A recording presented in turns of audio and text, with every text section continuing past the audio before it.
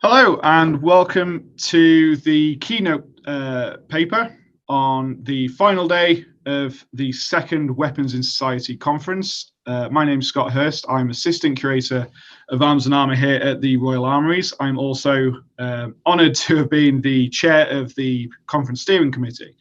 So it's fantastic for me to see all of this come together, and I hope everyone has enjoyed the conference so far. The whole point of Weapons in Society is to showcase research into the field of arms and armour and also their place within society at large.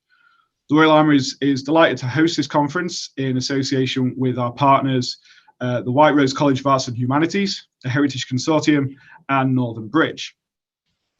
It's my distinct pleasure to welcome our keynote speaker, Dr. Ralph Moffat, who is Curator of European Arms and Armour at Glasgow Museums. He's responsible for the care, research and dissemination of information of the people of Glasgow's fantastic collection. He's currently working on the redisplay of the arms and armour in the newly refurbished Borough collection, and is putting the finishing touches to the first of his source books for the study of medieval arms and armour due out next year. His paper, Would the Real Andrea Ferrara Please Stand Up?, will focus on one of the most ubiquitous names to appear on sword blades in use in the late 17th and 18th century. In Scotland especially, he's a shadowy figure shrouded in myth and legend. Was he a Spaniard, an Italian? These mysteries have been a source of fascination from the 18th century to the present, and hopefully Ralph will be able to tell us much more about the man and the myth. So without further ado, Ralph, over to you. Well, thank you very much for the kind introduction.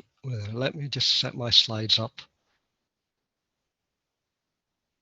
That should be it now. Thank you very much, Scott, for that really kind introduction, and it's a great pleasure to be welcomed and asked to give a keynote at this wonderful conference. So thanks also to Mark and to Adam, who's been working behind the scenes. Now, if you told me that that you'd been to a conference and you'd heard not only of contemplative knights with inscribed swords or French poet confusing the names for weapons, I would have believed you. But if you told me that it had been talk of Shira and Joan of Arc, of a cross-dressing Thor and a gun for shooting dinosaurs, the Spence Trench and a pikeman in Heartburn, Fowkes's forgeries and slangs in Aberdeen, and a guru boiled alive, I simply would not have believed you. So I'm slightly worried now that my paper is going to be a bit dull, but please bear with me. The wonderful collections, the images of the wonderful collections here at Glasgow Museums that you're going to see belong to the people of the city, thanks to the generosity of these individuals on the screen here. On your left, you can see Charles Edward Whitelaw, a Glasgow architect and very much the father of the study of specifically Scottish weapons. He was really, really interested in all things Scottish. In the middle there is Sir William and Constance Lady Burrell, an incredibly wealthy shipping magnate, again, who bequeathed his very wide collection, including arms and armour, and also depictions thereof, stained glass, Burgundian tapestries, for example, to the people of the city. And right on the other side there is R.L. Scott. Now, R.L. Scott's collection of arms and armour is really the heart and soul of the arms and armour collection. And I could go on ad nauseum about Scott. He's an absolutely fascinating character. But sorry, Ralph, just to stop there. There's no slides popping up on screen. Can you just share your slides, please? Yeah, bear with me. Screen. Share desktop. Share.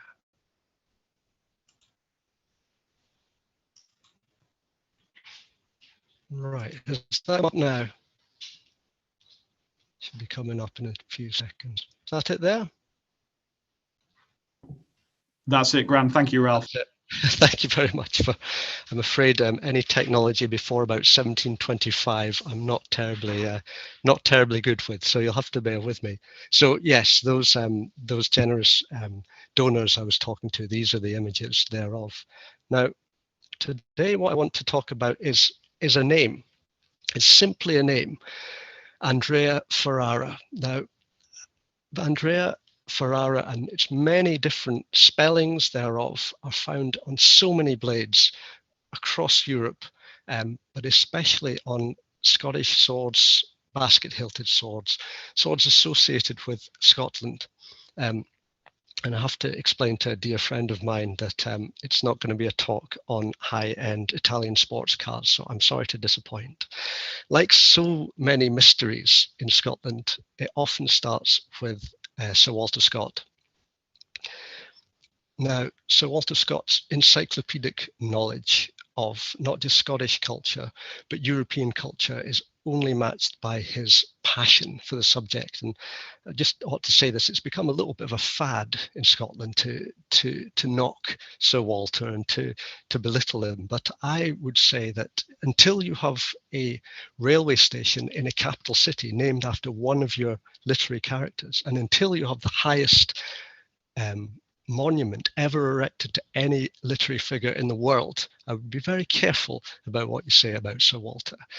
So he creates this wonderful character of Bonnie Prince Charlie, of Charles Edward Stuart. You can see a lovely portrait in our collection here. You'll see a running theme with this. And in this wonderful scene, the prince says, "Allow me the pleasure of arming you after the Highland fashion." And with these words, he unbuckled a broadsword which he wore, the steel basket hilt richly and curiously inlaid. "The blade," said the prince. I can't do his accent, I'm afraid. "The blade," said the prince, "is a genuine Andrea Ferrara. It has been a sort of heirloom in our family." Now, Sir Walter, as I've said, in encyclopedic knowledge, his house at Abbotsford that he had built in the baronial style, he collected arms and armour, Rob Roy's sporran and such like, and he was so keen to find out who this was, and this is his footnote in Waverley. It says, "The name of Andrea de Ferrara is inscribed on all the Scottish broadswords, which are accounted for peculiar excellence. Who this artist was and what his fortunes and when he flourished have hitherto defied the research of antiquaries.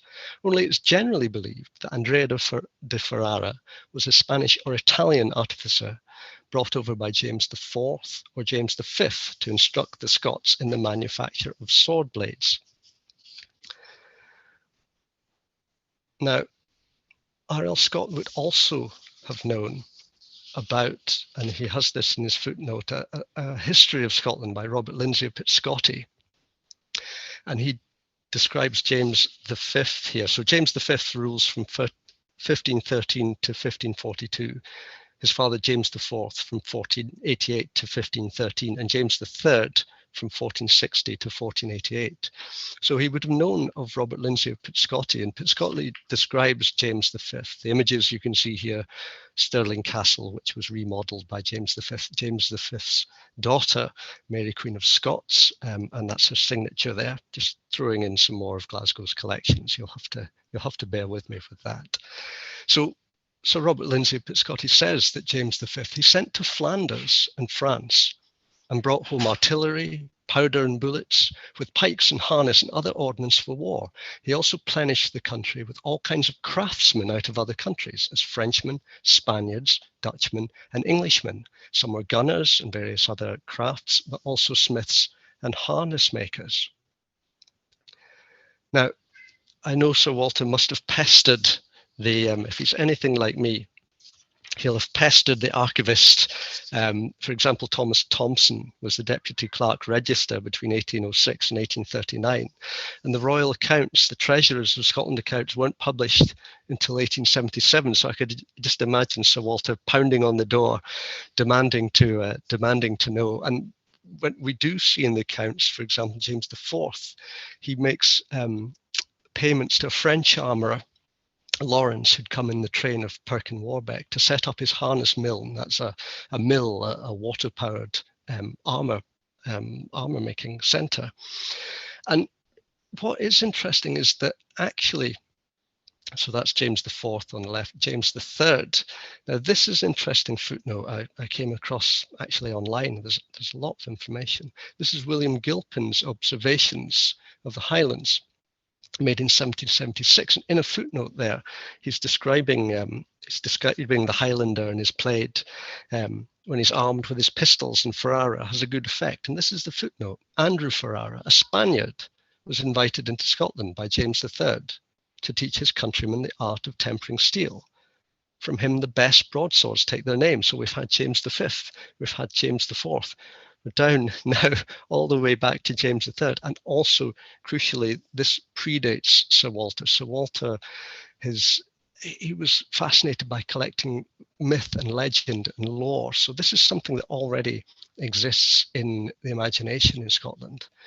Now, what I'd also say is, before we jump into the colourful world of the Highlands and the Highlanders, I'd also like to talk just briefly about Andrea Ferrara being important on sword blades in different cultures. Now, the Covenanters were radical Presbyterians in the late 17th century, mainly from the southwest of Scotland. That banner in the top right there is talking about their sworn covenants, the covenants with God to protect their Protestant faith. I'm afraid I find them quite hard to like, but they are a fascinating bunch. That's the Battle of Drumclog there, where they defeated a royalist force under Viscount Dundee. And they were finally defeated at Bothwell Brig. But you can see in these labels, which were for the International Exhibition in Glasgow in 1888, that the name Andrea Ferrara becomes associated with all these swords, with these family swords, people who had descended from these Covenanters, mainly in the southwest of Scotland. And again, they're described Andrea Ferrara, Andrea Ferrara, Andrea Ferrara, associated with individuals. Also, one of the notices that there's a rare form of the spelling with an extra E in there. And the interesting motto, we can go into that some other time, about Soli Deo Gloria.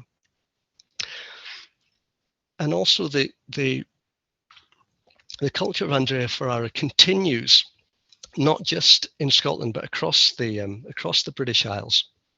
This wonderful English silver-hilted basket hilt in Sir William Burrell's collection. You can see the name Andrea Ferrara on the blade there. Sir Arthur Conan Doyle, probably more famously known for Sherlock Holmes. This is one of his historical novels, Micah Clark, and it's based around the Monmouth Rebellion. Duke of Monmouth was an illegitimate son of Charles II. There's a nice portrait of him from Glasgow's collection. So this is an incident at Taunton, Somerset. He says, "Keep your ground as hard and as straight as an Andrea Ferrara." And even into the real end of the century, J.M. Barrie, who's probably more famous as the author of Peter Pan, but this is his story of his boyhood, talks about, it's an Andrea Ferrara, that's what it is. Aye, I mind the name now, I remember the name now. There's been folk killed with that sword. This was true. Andrea Ferrara has a stirring history. So this is something that continues into the culture in Scotland and beyond, of this mysterious man and his blades.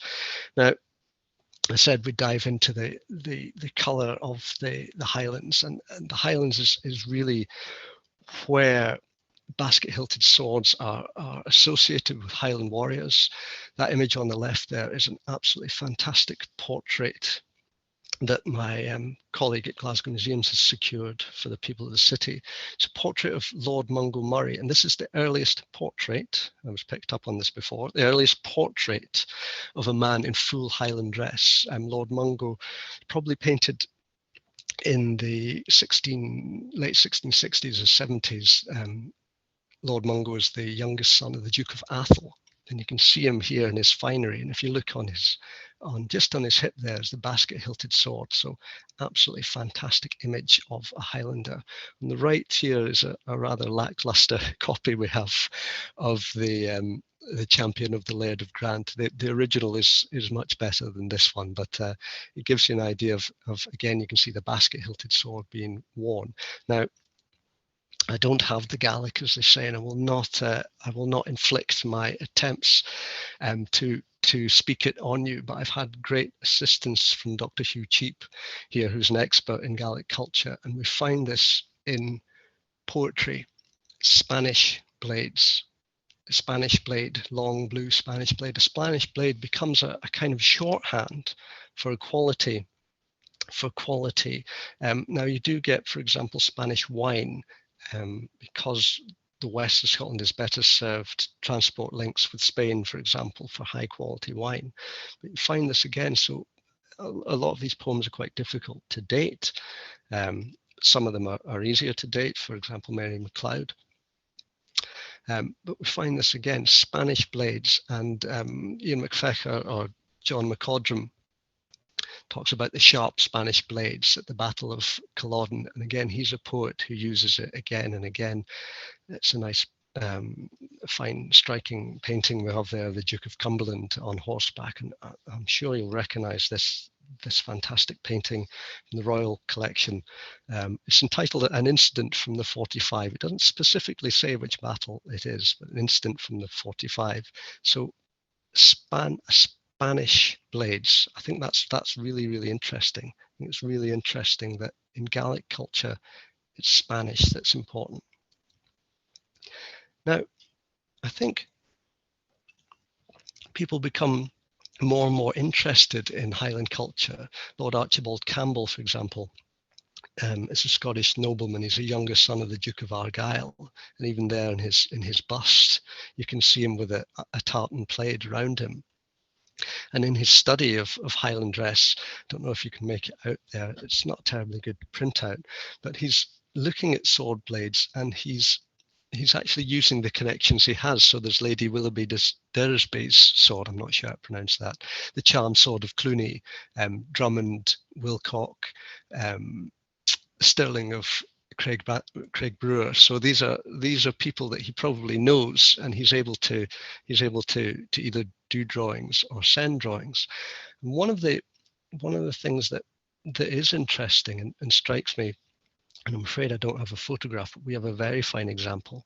Between the letters, you can see this very distinctive Königskopf, this king's head.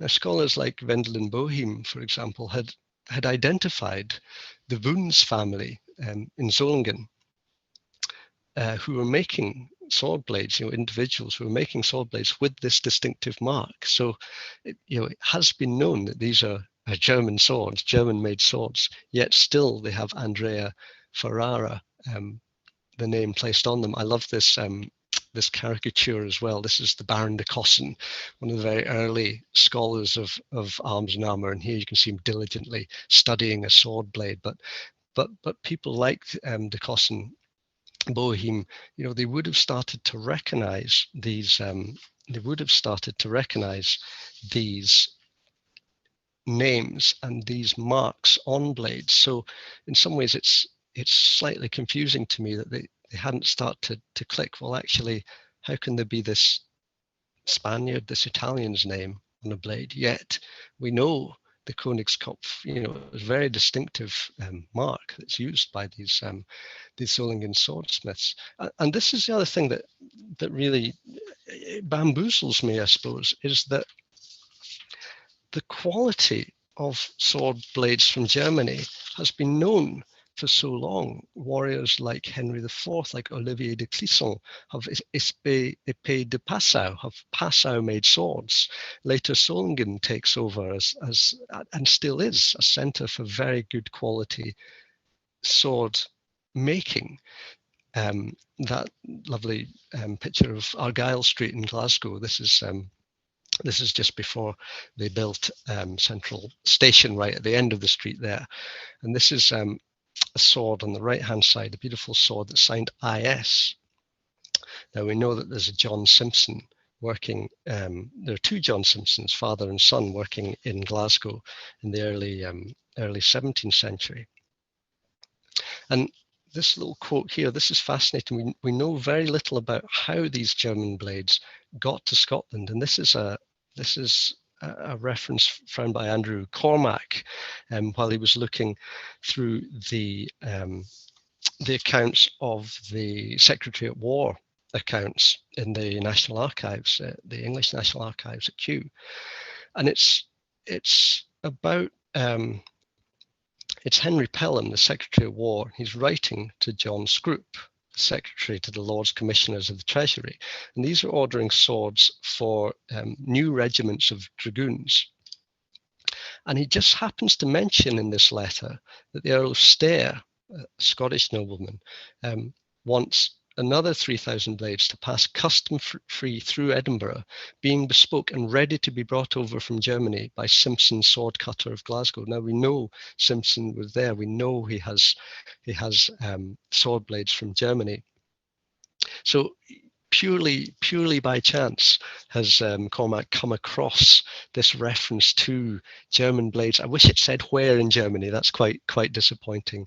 But John Simpson, these Glasgow makers, and they develop a really distinctive style, these beautiful basket hilts, but they're using German blades. Another skilled craftsman is Walter Allen, working in Stirling. And he makes these beautiful, sometimes described as wavy bar hilts, these really ornate but very effective basket hilts for these swords. But again, you can see the name Andrea Ferrara there. Why not make more of a fuss about them being German blades? Why does this name have to be on when actually, Germany is the best for steel? So we get on to we had this mysterious smith, this sword maker, who seems to have come, and it's through hunting through notes and queries, which I think is still a fabulous source. Actually, there's a very tedious article by a certain R. Moffat on a very obscure piece of leg armor. I think that's already come out in it, so definitely keep an eye out for that one. But you get this wonderful correspondence between people who've come across references. So we get, for example, this is RPH writing in 1891, and he says, local tradition relates that Andrea de Ferrara, so called for having learnt the art of making sword blades of exquisite temper in that city, forged his celebrated swords in the Blackwood of Rannoch in Perthshire. Now, the Blackwood of Rannoch is a magical place, and if you ever get the opportunity, do visit. It has these ancient Scots pines. There's a real magic to the place, and you can imagine why myths and legends grow from around it. It says, this is true. It would account for a number of these swords still to be found in Scotland, and very many Highland officers down to the time of the Peninsular War, that's the Napoleonic Wars in Spain, who wore them. Heaps of slag from furnaces still exist in the Blackwood, which is true, which is the only remnant left of the primeval forest of Scotland. So, it's a dark and mysterious place.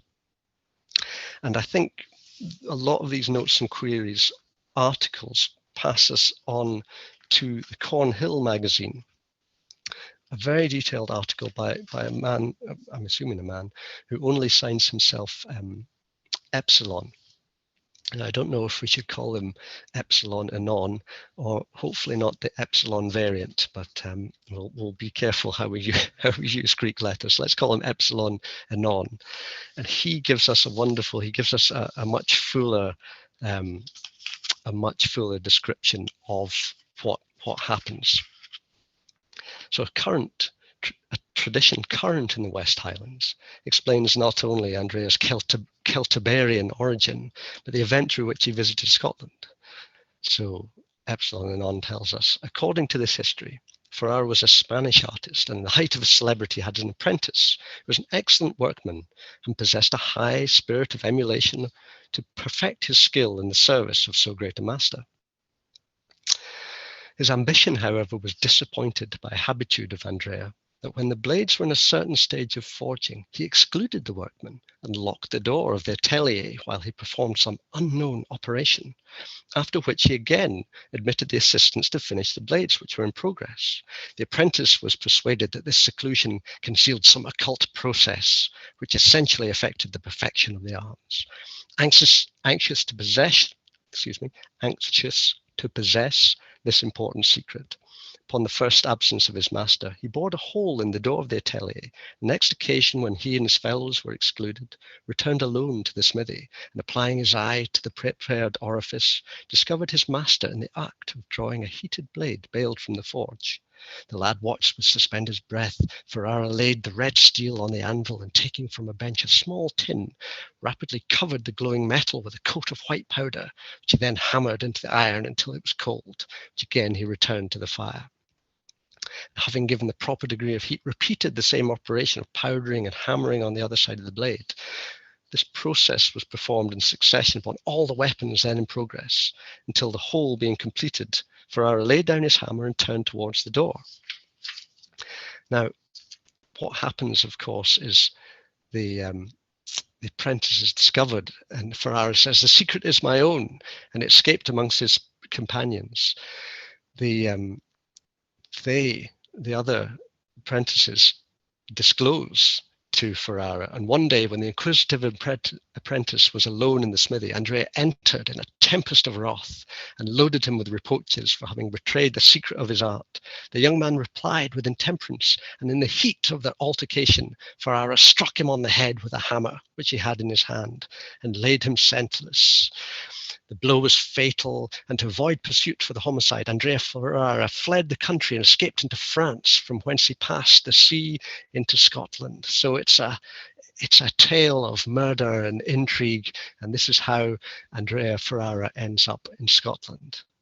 Now, what Epsilon Anon also knew was that there are references to Andrea Ferrara as a swordsmith.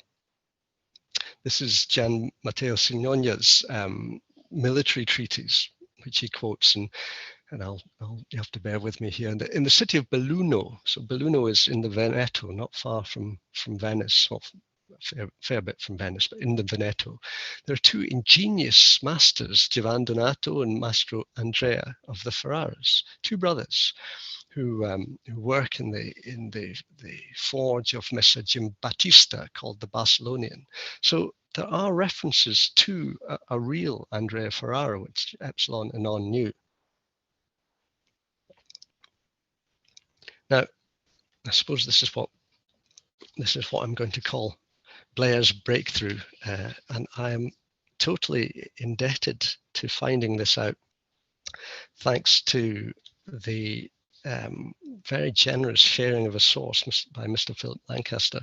Mr. Lancaster probably knows a great deal more about edge weapons than I might ever hope to know. But what he shared with me was the Arms and Armour Society newsletter of 1984. And there's an article by Claude Blair called New Light on Andrea Ferrara. And again, Blair goes through Sir Walter Scott, Waverley, how Scott struggled to find out who this person was. And he also knows about the notes and queries. But when he was doing a review of arms making in Senada and Serravalia by Eugenio Trancini and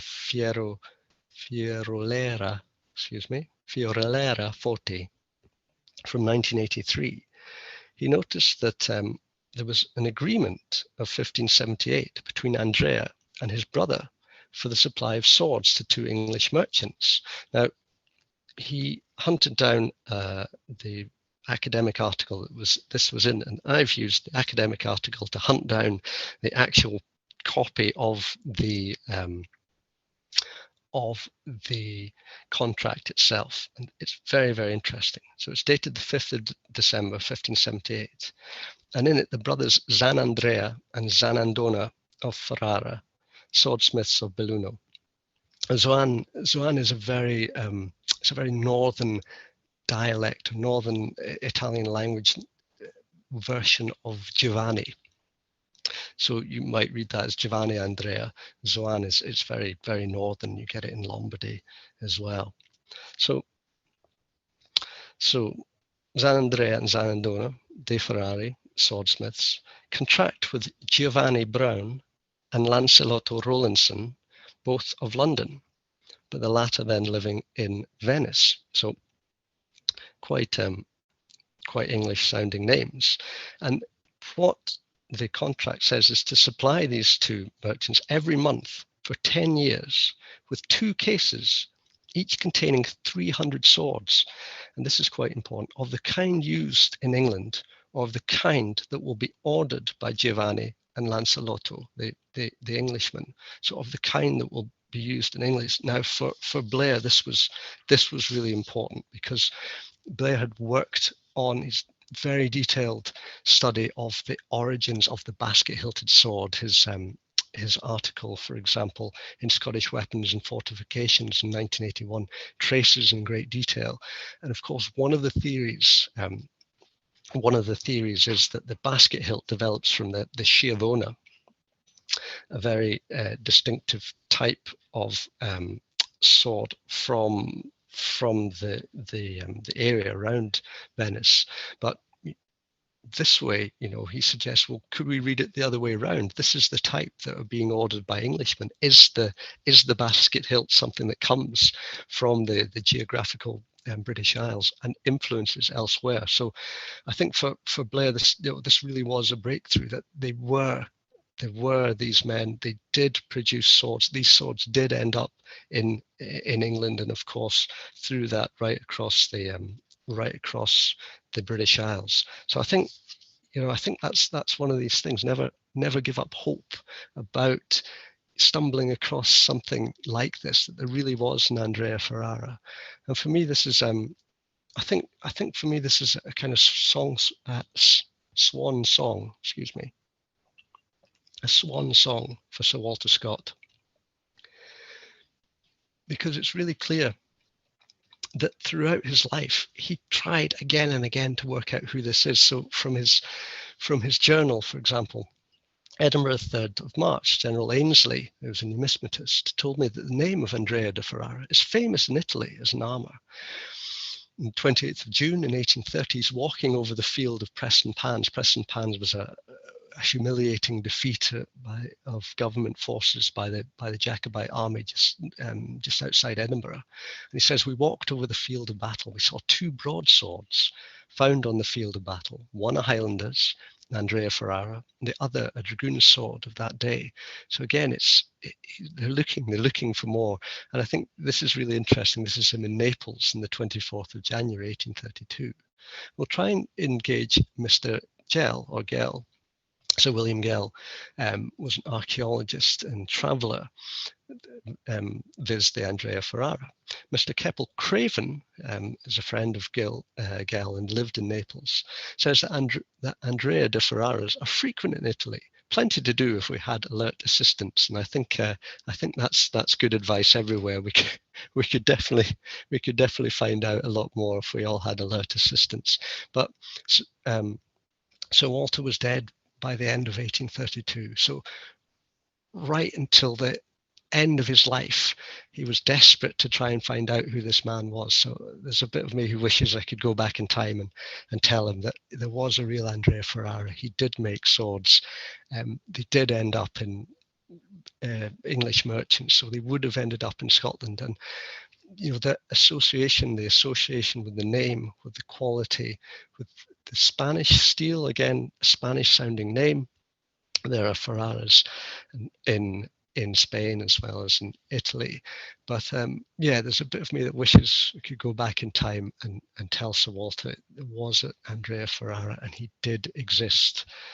So what I'd also say, and I'm really disappointed that I can't be in Leeds, that we can't all be in Leeds together to share this wonderful conference in person, but I always say that all roads lead to Yorkshire. And I'm glad that Kirsty mentioned the Marquis of Montrose. Montrose was executed in 1650. He was a pivotal figure in the brutal civil wars, the Wars of the Three Kingdoms, as they're often known now, that racked Britain and Ireland. And this is quite a strange. This sword in the centre here, in Glasgow's collection, originally came from a Yorkshire gentleman. I think this is quite interesting, so I'll quote from Morkel's study here. It says, there lived at Woodhall in the parish of Hemmingborough, I think that's how you pronounce it, in Yorkshire, a Jacobite gentleman, John Graham, Esquire. Marquess of Montrose is a Graham, so this would have been a kinsman, who treasured as the most precious heirlooms of his house a withered arm, asserted to have been taken from the body of the famous Marquess of Montrose, who was executed at Edinburgh in 1650, and a sword said to have belonged to the same nobleman. Now, the sword has a hilt made by John Simpson, working in Glasgow in the early 18th century. The blade is very interesting. It has the coat of arms of the Earls of Montrose, the Graham family, but not the Marquess of Montrose, and the date 1570 on it. The arm has never been found.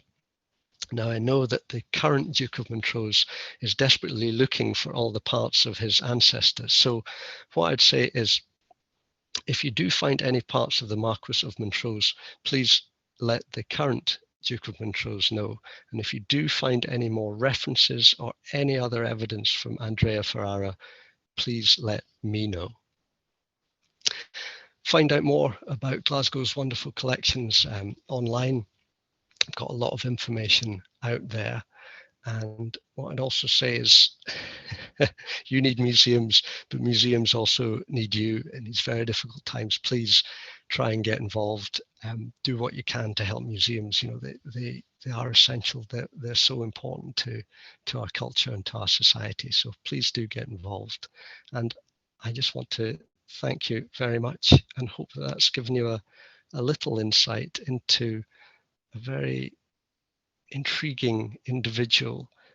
And yeah, I will draw it to a close there. Thank you very much.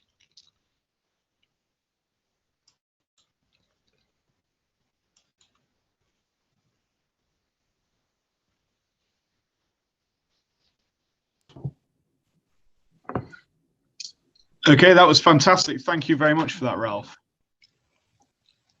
So what we'll do now is run into the Q&A session. We've got a few that have come in so far. If you do have any questions at all, if you're on Zoom, please do pop them into the Q&A box. If you are watching on YouTube, again, please do just pop them into the comment section at the side, and we'll make sure that all of those filter through. So, first question, which is an anonymous question, unfortunately. It's anonymous. So a little bit of a comment to start with. It's a fantastic piece of detective work, in a similar way to identifying Jack the Ripper to some extent.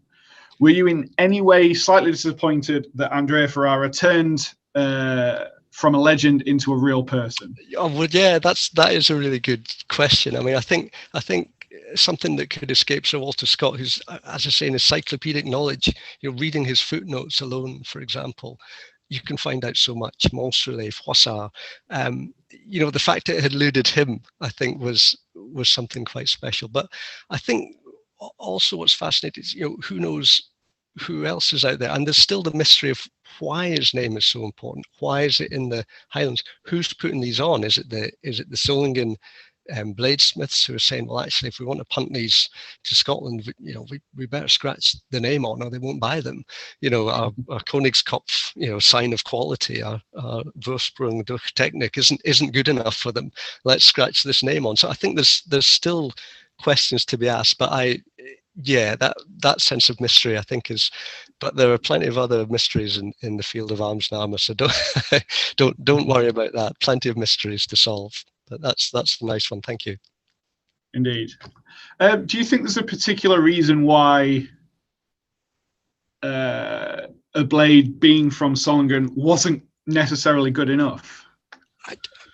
I don't understand at all. It's you know, the so-called running wolf and such like. It becomes a sort of almost mythical thing, and you know, it's worth mentioning, for example, wills and inventories and stuff. They'll talk about an esprit de passeur that will be picked out as a better sword, and it's that is one of the things that confuses me more. Why not make more of a fuss about the quality of the quality of the steel, which which still is. In fact, I think it was a few years back that the Royal Armouries wanted to present a military sword on the Ark Royal, and I think they had to end up buying the sword from Solingen because there was no one in England who could make them such a good sword. So I thought that was quite an interesting continuity. Maybe since the centuries later, but I thought that was quite a nice continuity that it's still the place to go. Indeed, yeah, definitely. Okie dokie, let's see what we've got. Thinking about borders, is there any prevalence of Ferrara blades within Northern England, or do people assume that a Ferrara blade must have links to Scotland? And if so, how widespread are they within Scotland? Did they make it into the islands, etc.? Yeah, that's a very good question. So many swords that become associated with people. For example, I was talking about the Covenanters. Those will be descendants of people who, they called it the killing times, people who were killed at that period. So the association of person with sword is quite important. But I mean, Blair's article looking at the basket hilt, he really tries to bring it to England and to Ireland, that maybe Scotland is a little later to the table when it comes to the basket hilt, becomes so associated with Highland warriors especially. Does it spread? Yes, it's the problem of where things come from. A lot of dubious provenance, a lot of said to have been found here, a lot of associated with that person there. So it's a difficult thing to say exactly, but certainly that picture from Lord Archibald Campbell's study, he could see that there were noble families, who he would have known, who he could write to and correspond with, and many of those are, Clooney Macpherson, for example, are Highland families. So yeah, I always have to say you never get a straight answer from a curator. I have to give you that caveat. No, I can attest to that. Okay, let's see what we've got now. So apparently there's a legend of the Ferrara swords being of such quality and such flexibility that Ferrara apparently carried a blade around in his hat, coiled up in his hat. Do you think there's any truth to that, or is it pure myth making? Well, we had the chakras, we had the quoits on the Sikh hat. So you get brilliant thing. One of my favorite things, unfortunately, it's through in Edinburgh and we don't have it in Glasgow, is there's a sporran that has a gun hidden inside, and it springs open and the gun comes out from the sporran. So never say never when it comes to dubious and concealed weapons. So whether you can spring something round quite that much, I need to ask an edge weapons expert. I'm looking across at you, Scott, there, about can you get that springy steel, do you think? I'm not going to comment on that. I don't want to dispel a good myth. Yeah, but I love that. Never. You get wonderful reference. I tried to chase one down. The King of Aragon in the 15th century is meant to have had a tiny little steel crossbow which you could hide in your sleeve and kill people with. So there are so many references to these things, and who knows, they may still be found. But yeah, never dismiss something outright. I've heard a lot of the so-called Andrea Ferrara, or the mythical Andrea Ferrara, yet Blair and the Italian scholars had come across this contract. So from a myth into a real man, and his brother, who doesn't seem to get a word in edgeways, which I always think, being a younger brother myself, I know what that feels like. Okay, another one in just now. Has Andrea Ferrara always been assumed to be a name, or were there alternative etymologies? Had the Victorian antiquary, for example, proposed that it might have been anthros, Greek from man, or Latin ferrata, ironclad. Has that been considered? that's really interesting. Ferris is obviously one of the obvious things. Certainly from the notes and queries that have bandied back and forth, it's always seems to have been a name, a person. You don't tend to get you get misspellings or variant spellings, shall I say, but it's always Andrea and it's always Ferrara or Ferrara. It doesn't seem to be. I mean, I wish we could get into the word. I often tell people that that trying to work out marks on blades, that sometimes madness that way lies.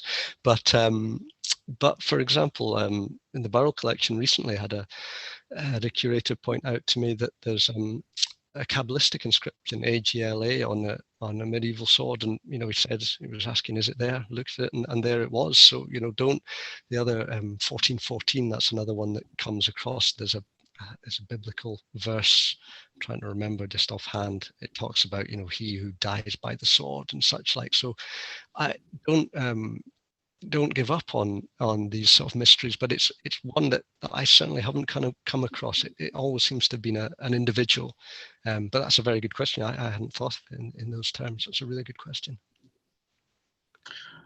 There we go. Just a quick comment from Philip Lancaster. There is a group of 3 early 17th century blades in the Royal Armouries collection with the same, almost certainly Solingen. One moment, sorry. Almost certainly Solingen stamp maker's mark. One is inscribed Andrea Ferrara, one's Sahagam, I think, a Spanish maker, and one Solingen me fecit. Me fecit, yes. Yeah, I mean that's the thing. It's it actually says Solingen made me, that that you still can't sell your product without it. And I think that's I have to admit that I don't think I could live long enough to see every Andrea Ferrara blade as much as I'd love to know how many ways it's spelt, for example. But yeah, I mean that's brilliant. It's quite crisp and clear, and and people at the time surely knew that. Oh well, that's a good Solingen blade. Yeah, no, that's really useful. Thank you for that. Okay. How much sense does Epsilon's story of powdering and hammering make? Is it a fantastic invention, a description of 16th century techniques, or a 19th century technique projected back in time? That's a very, very good question. I'm just looking at my notes here. Some of these notes go back. I've been puzzling over it, not quite as long as Sir Walter Scott, but probably puzzling over it for quite a while. Now, he goes on, Epsilon and not, that sounds really dubious, doesn't it? Epsilon along, I'm just looking at my notes, and he goes on to talk about, well, what's it say? Yeah, in discussion of Damascus steel using diamond and ruby dust. So he goes on to talk about these mysterious substances. But we've working on a display at the Barrel Collection called Swords, Snails and We. And it's all about the different things that you can quench swords in, according to experts of the past. And of course, one of the best ones was the urine of a small red-headed boy, which I often wonder how easy it is to get hold of, of the substance. But putting carbon into iron, salt, goat's blood. There's also, I think everyone probably had their own secret way of getting a bit more carbon into that steel, and maybe my metallurgy isn't brilliant here, but yeah, you get more and more sort of elaborate and strange ideas of how these things are done. But I think it's that idea that every man has his own secret, and that secret should only be passed on to when the apprentice is ready. I think that's why the apprentice was hammered to death. I think he wasn't considered ready to have that secret pass on. But yeah, I mean, you get wonderful. I mean, Scott, you probably know more about weird quenching techniques, but whale blubber. Apparently, the Wilkinson sword quenching in whale blubber, which is meant to be, or train oil, as it's called, harder to get hold of now, I'd imagine. And the smell doesn't really bear thinking about. I think of putting hot blades into. Yeah, I'm trying not to think of that smell.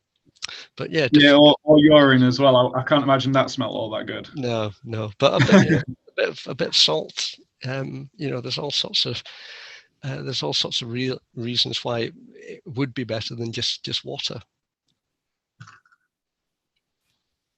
It's a very good question. And next up, how did Spanish Italian steel blades compare to German in quality? Were they ever imported in numbers? That's something I wish I knew more about, to be honest. For example, places like Toledo become really well known. I'm just thinking of the Princess Bride, wonderful film. It's always going on about is Toledo steel. It seems to be kind of late blooming, but what I'd say is going back to Professor Kelly de Vries and his Bordeaux swords. There is very good quality steel in the mine's gone blank, in the mountains of northern Spain. So are they using good quality steel from there, good quality ores, sorry, to create good quality steel from there? I think what it is we maybe, I think a lot of what we know about Spanish blades comes from names on blades, whereas what we know about German, the records of somewhere like Solingen, we can say that Wilhelm Wundt or Clemens, Wilhelm Clemens was working between this time and that time. We can trace. There are often notes of their marks, for example. That level of detail, as far as I know, it isn't available for Spain. I may be wrong here, but as far as I know, it's hard to say. And again, that shipment that came into via Edinburgh to Glasgow, that was purely fluke. Finding that's a letter from one Englishman to another Englishman who happens to mention a Scotsman, who happens to mention a Scots craftsman. Complete fluke. I'm quite fluke that I came across that even. So the short answer is I don't know. No problem. Okay, another anonymous question. Very difficult to tell from a limited sample base, but do you get the sense that there's a lull in Ferrara engravings before the Victorians, Georgians discovered the legend? Or does the mention of Preston Pass suggest the Ferrara phenomenon was going strong all the way through the 17th and 18th century? Oh, that is a good one. I think it probably ties in a lot with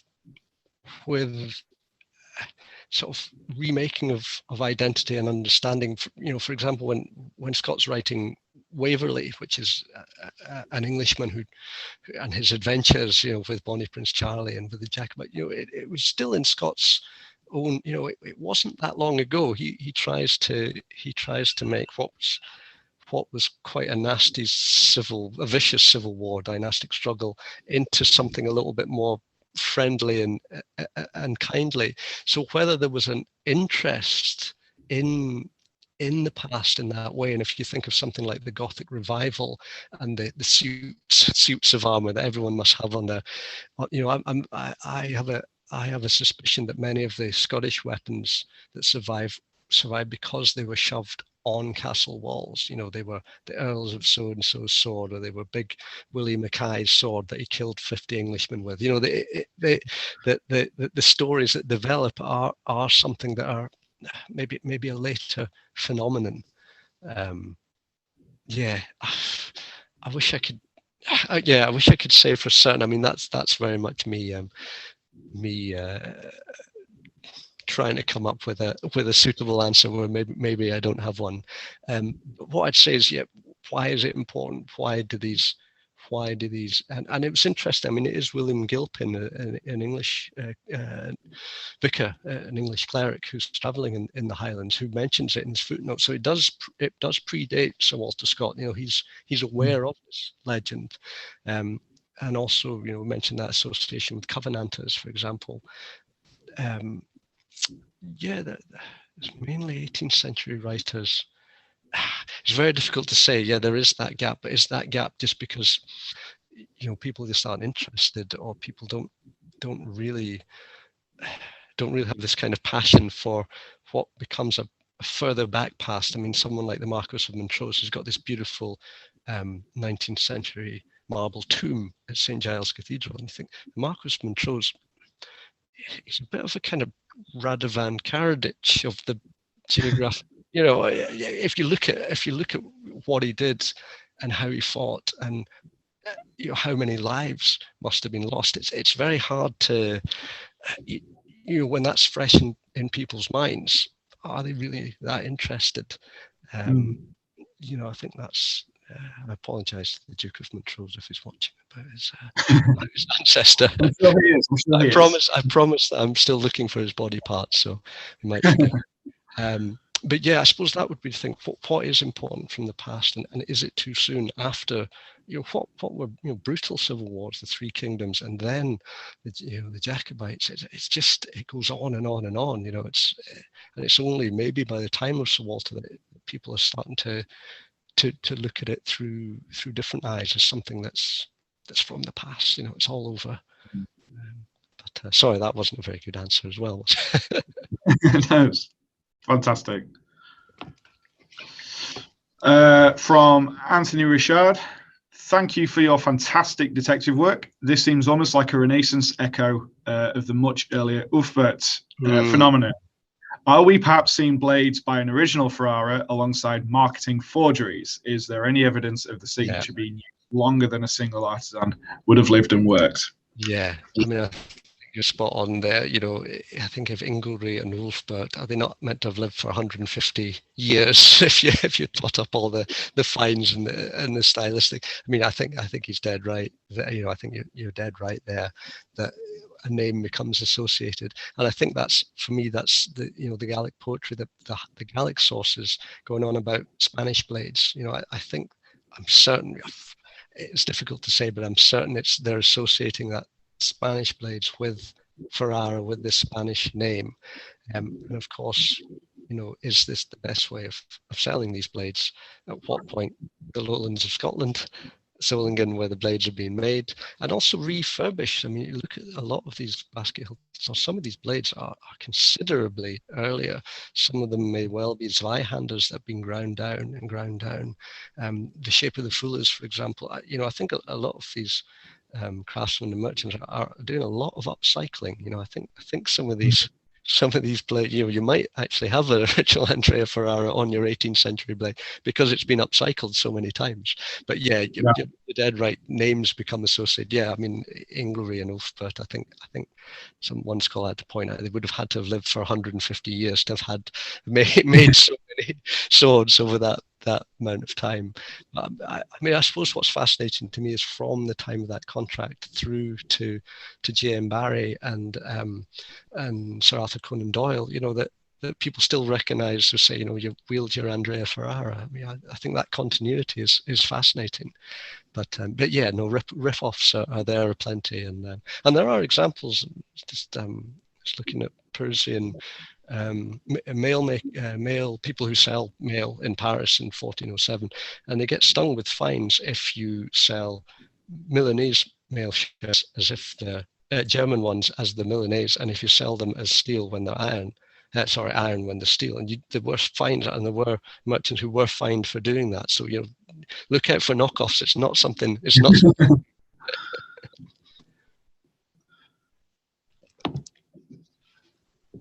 Okay, so with this mystery solved, what's the next big project you'd like to cover, or is Andrea Ferrara irreplaceable?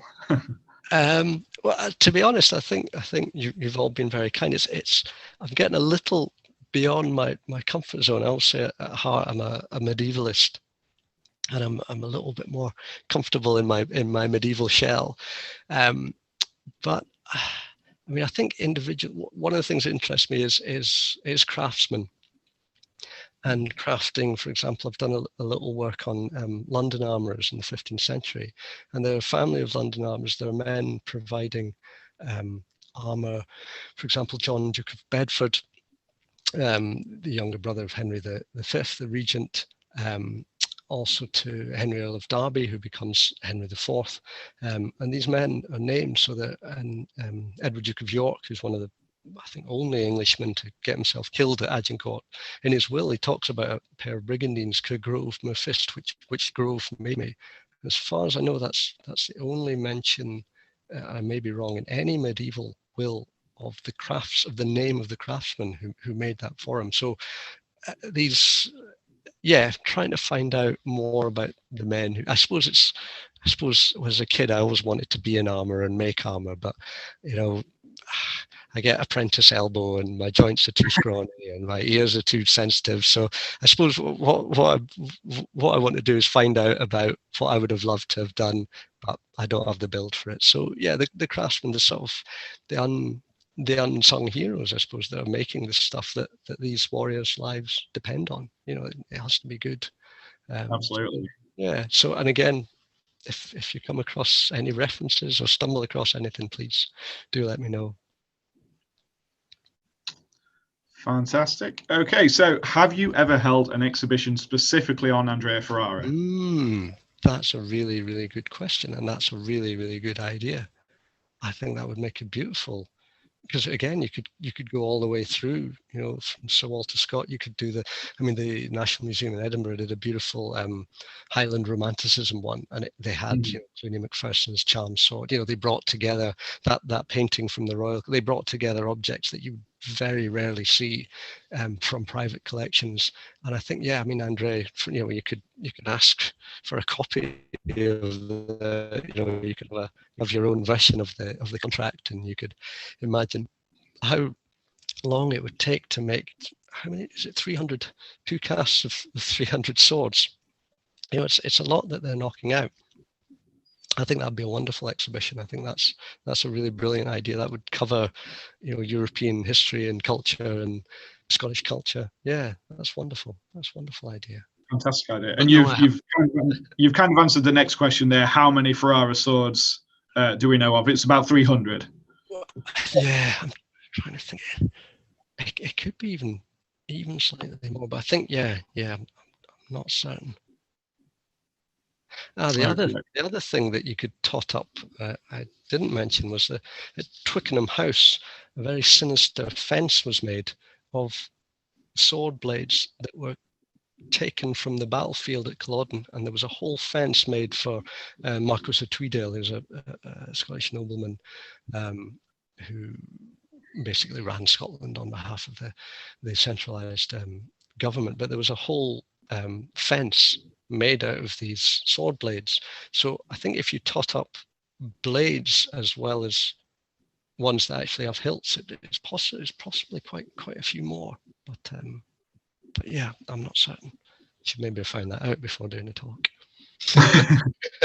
And kind of relating to that, has there ever been a study looking at all the different spelling variations and to look at the consistency and inconsistencies there? Yeah, I mean, I think that's something that Lord Archibald Campbell was getting onto there, and it's something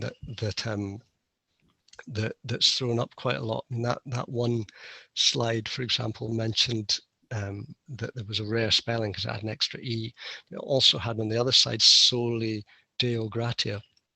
Soli Deo Gratia is often associated with the 30 Years' War in Germany and the continent, and it's something that only a Protestant would put on their sword blade. There's something very, very glory only to God. It's the kind of, yeah, it'd be a bit like wearing a Ranger scarf in a Celtic pub, put it that way. It's something that's very, very, so, you know, he was, you know, that person had spotted out, was like, well, if this was made in a Catholic country, why does it have this, you know, was it used in by these Protestant soldiers? That difficult. It's difficult. Yeah, it would be really interesting to do all that, and you know, as Scott said, if we had what's he call them, attentive attendance, I think is how he put it. It's a good way of putting it. Yeah, but that would be really interesting. And also the position. I mean, it's one of the things I didn't mention is the position. Is that the letters can be either side. They might be on one side. They might be on the other. They might have little X's between. They might have little dots. You know, the positions, let alone the spellings, are as far as I know, not on dirt. Dirks, I think always on the fuller. I think always on the fullers of blades. Dirks, even if they're made from, these are Scottish Highland daggers, even if these are made from broken down swords, it tends to be the business end, the tip. So yeah, that would be interesting. Other blades that are Andrea Ferrara. Off the top of my head, I can't think of any. It tends to be the fuller that they're found on. But yeah, that's another good. Fantastic. Has anyone ever looked at the metallurgy of the Ferrara blades, real or later pretended? Are they actually any better than similar but non-Ferrara weapons, or are they in reality the same as other blades produced by other works? Yeah, definitely. As far as I know Alan Williams at the Wallace collection. It's mainly armour. I think he's done metallurgy of. I'm trying to think if he's done much in the way of swords. I don't know. I'm not sure about sword metallurgy, but I'd be willing to say the ones that had the Königskopf or any other Solingen mark on them would be pretty good quality steel in comparison to some of the other ones. But metallurgy, I suppose one of the things I'd say about metallurgy is that I know there's a very expensive technique in one of the Oxford colleges where they bombard it with these particles and it tells you exactly what's inside. So I'm dead against destructive investigation of objects. I mean, I'm always reminding people when they're holding something, these collections that I have the privilege to curate, they don't belong to me. They belong to future generations of Glaswegians. That it's their collection, and that in some ways it's maybe a bit selfish to destroy it, and also just wait. Before you had to chip things off. Or I'm sure there's a study where someone has sawn the sword blades in half, and you think all he had to do was wait. And the technology now you can bombard it with. So yeah, if you're keen to get destructive, I'm afraid Glasgow Museums isn't the place to come. But yeah, I'd be fairly confident to say that the good ones will be good, and the not so good ones wouldn't. But yeah, that's a really good question. Yeah, the science, the science would definitely be fascinating to know. Yeah, that's good. Has anyone attempted to see what Italian hilted rather than Scottish Ferrara exist in Italy, for instance, if they exist? That is a very good question, because you could see when Scott was in, Sir Walter was in Naples, his contacts were telling him, oh yeah, you see them everywhere. I know less about, as I say, I'm learning a lot as we go about edge weapons. I don't know so much about there is mention in the notes and queries of the Ferrara family continuing even into the 19th century. So I'm just shuffling through my notes here. Even into the 19th century, these notes and queries are a real gold mine when you get through all the slightly far out stuff. Yeah. Armours existed. The Doges in Venice, 1797 to the one of the contributors into the 1860s. So yeah, I'm not sure. I think I would put a call out to everywhere and anywhere and say, let us know. Let's have an Andrea Ferrara WhatsApp group. Let's tell everyone about what we've got and how many. That's a really good question, but I'm afraid I don't know.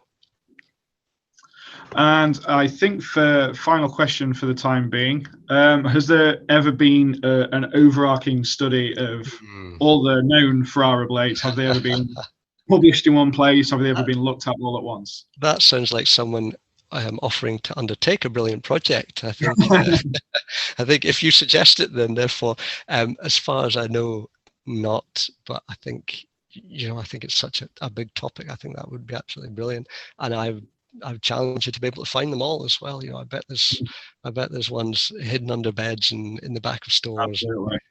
So yeah, go for it. But you might have to live as long as Andrea Ferrara seems to have lived. to find them all. But yeah, that would be brilliant. One of these overarching studies. I'd also bring collections together. I've learned at this conference about wonderful collections that I knew very little about. So yeah, I think that's a great way of people saying, well, actually, we've got 3 of these, or yeah, we've got hundreds in store. Come and have a look. So yes, no, please do. I wish I could myself. Well, just linking into that, I've had a quick message from Phil at Preston Park Museum. They have some 18th century basket hilts that they haven't looked at yet, so there may be more coming your way. Brilliant. I'll look for. Yeah, I noticed they skipped over the Scottish material. I was a little bit. I thought, all right, the English Museum, that's fine. But yeah, no, I'd love to take a look and yeah, find out more. That's brilliant.